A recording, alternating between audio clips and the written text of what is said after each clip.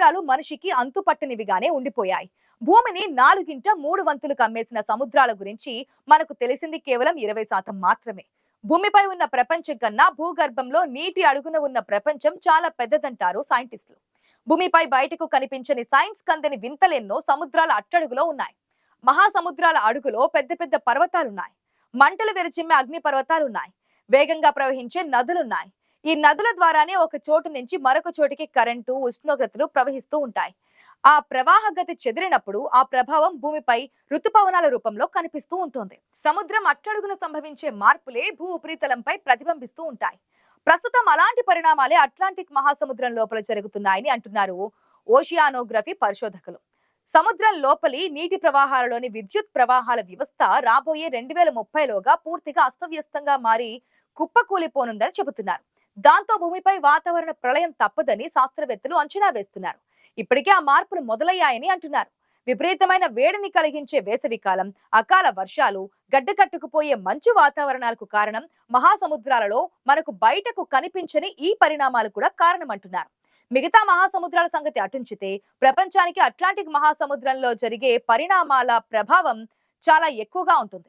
అక్కడ జరిగే సూక్ష్మమైన పరిణామాలు భూమిపైకి వచ్చేసరికి వందల రెట్లు ప్రభావం చూపిస్తాయంటున్నారు. తాజాగా Atlantic meridional over turning circulation అనబడే వ్యవస్థ రాబోయే 6 ఏళ్లలో పూర్తిగా కుప్పకూలనున్నట్లు తేలింది. దక్షిణార్ధగోళంలోని ఉపరితల వెచ్చని నీటిని ఈ వ్యవస్థ ఉత్తర అట్లాంటిక్ లోని శీతల ప్రాంతాలకు పంపుతోంది.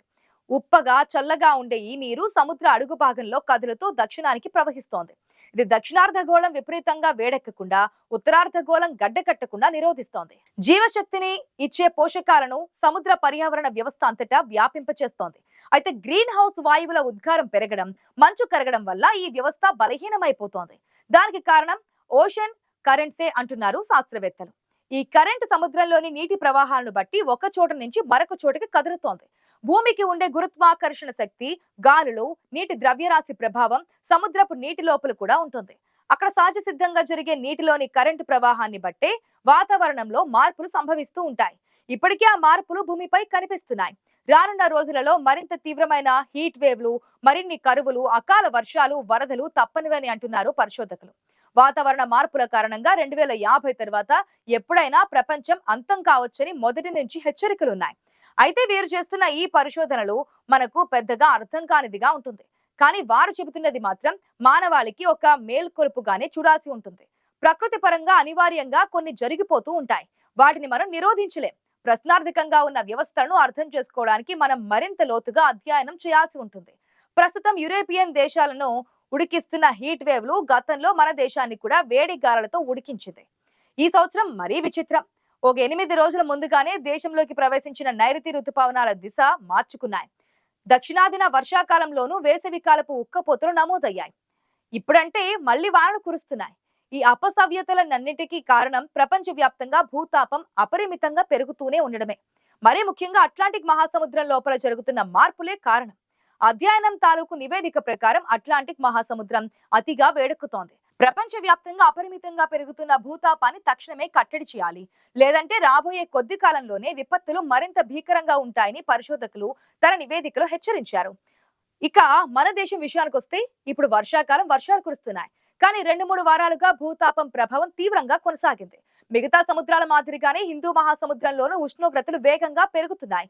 దీనివల్ల దేశంలో ఊహించని స్థాయిలో వర్షాలు, ఆకస్మిక వరదలు తప్పడం లేదు. బయట ఉష్ణోగ్రతలు కూడా హెచ్చు స్థాయిల్లోనే నమోదవుతున్నాయి. అటు దక్షిణాసియాలోనూ ఇదే పరిస్థితి కనిపించింది. మొత్తంగా చూస్తే ఆస్ట్రేలియా, అమెరికా సహా యుఏఈ దేశాలలో ముందెన్నడూ చూడనంతటి ఉష్ణోగ్రతలు నమోదవుతున్నాయి. గత సంవత్సరం ఎడారి నేలల్లో ఎన్నడూ చూడని వర్షపాతం, వరదలు తలెత్తాయి. ఈ పరిణామాలను తక్షణమే అడ్డుకట్టపడాలి. లేదంటే భవిష్యత్తులో ఇవి అదుపు తప్పుతాయి. అప్పుడు చేసేదేమీ ఉండదు. ప్రకృతిని మనం కట్టడి చేయలేం.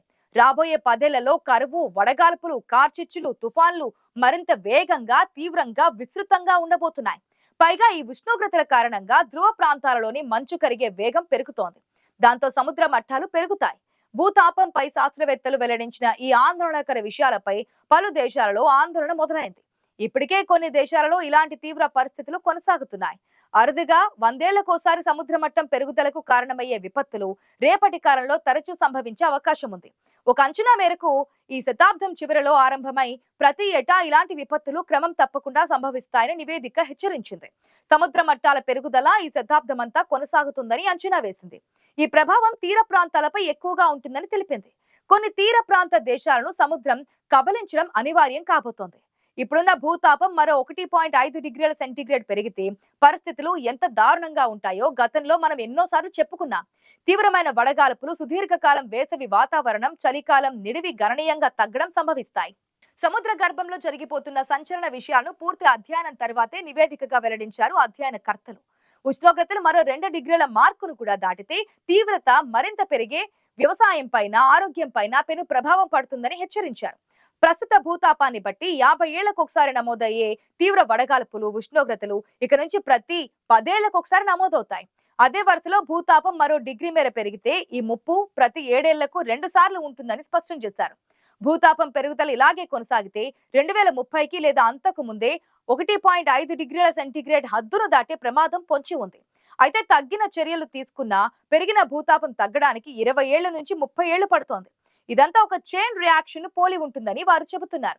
గతంలో పారిస్ ఒప్పందం ప్రకారం భూతాపాన్ని 1.5 డిగ్రీల మేర తగ్గించాలని ప్రపంచ దేశాలన్నింటినీ లక్ష్యంగా నిర్దేశించుకున్నాయి. అయితే వాటి అమలులో చూపిస్తున్న అలసత్వం కారణంగా 2030 నాటికి భూతాపం 1.5 డిగ్రీల మేర పెరిగిపోతుందని ఐక్యరాజ్య సమితి వాతావరణ విభాగం హెచ్చరించింది.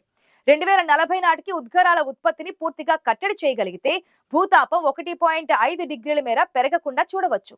ప్రపంచం ఒక్కతాటిపై ఉండే ఇందుకు 3/2 అవకాశం ఉంది.